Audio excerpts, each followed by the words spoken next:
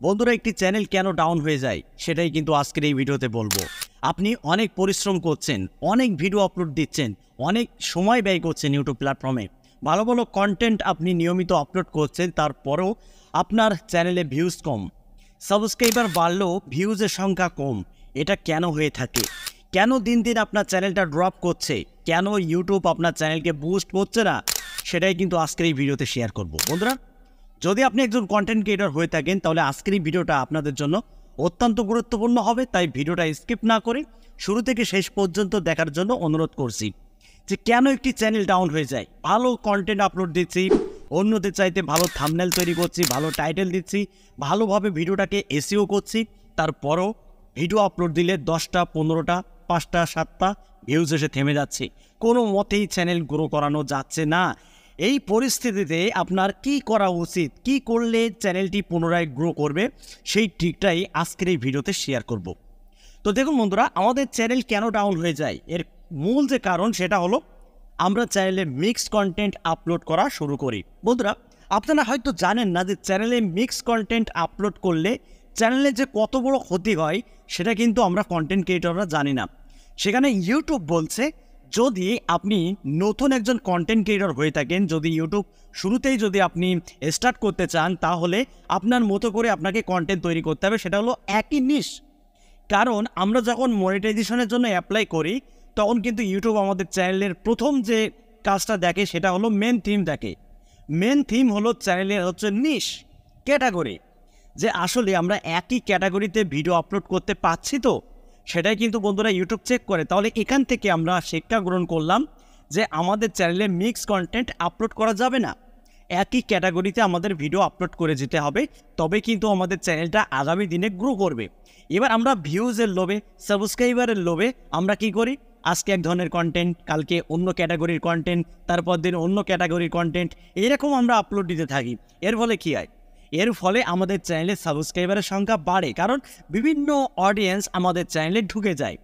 এবার যখন আপনি এক ধরনের কন্টেন্ট আপলোড করবেন তখন কিন্তু সেই যে সাবস্ক্রাইবাররা সেই ভিডিওটা নাও দেখতে পারে, কারণ সেই অডিয়েন্সরা এসেছে কিন্তু বন্ধুরা অন্য ভিডিও থেকে। এবার যখন আপনার চ্যানেলে আপনি সেই ধরনের ভিডিও আপলোড করতে পারবেন না, তখন কিন্তু তারা আপনার সেই ভিডিওটা দেখবে না। এর ফলে কি হবে?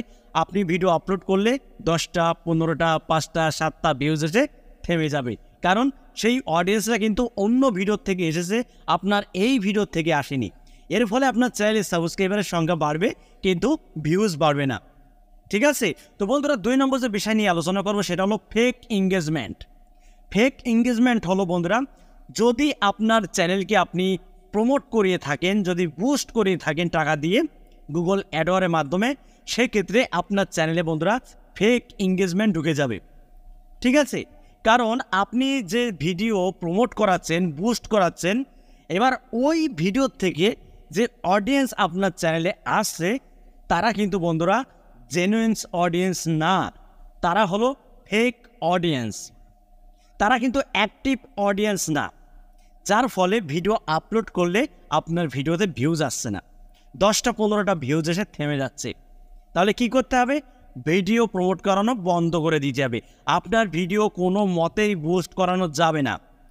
আপনি আপনার মতো করে কন্টেন্ট আপলোড করুন না নিয়মিত।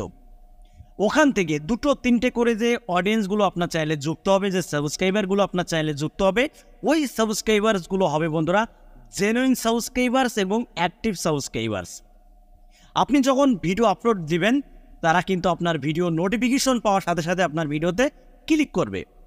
এর ফলে আপনার চ্যানেলের এঙ্গেজমেন্ট বাড়বে, আপনার ভিডিওর ভিউজ বাড়বে এবং আপনার চ্যানেলটা আগামী দিনে গ্রো করা স্টার্ট করে দেবে। তো বন্ধুরা, এই ভুলগুলো কখনোই করা যাবে না।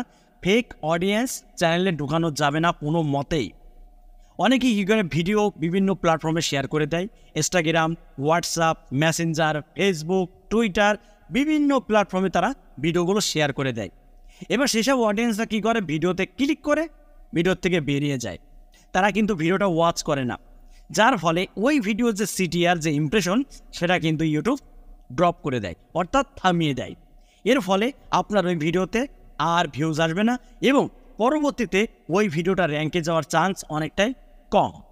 তো বন্ধুরা, এই ভুলগুলো কিন্তু করা যাবে না। আমরা এই ভুলগুলো বেশি করে থাকি। আর কোনো মতেই চ্যানেলে মিক্স কন্টেন্ট আপলোড করা যাবে না, যাই হয়ে যাক না কেন।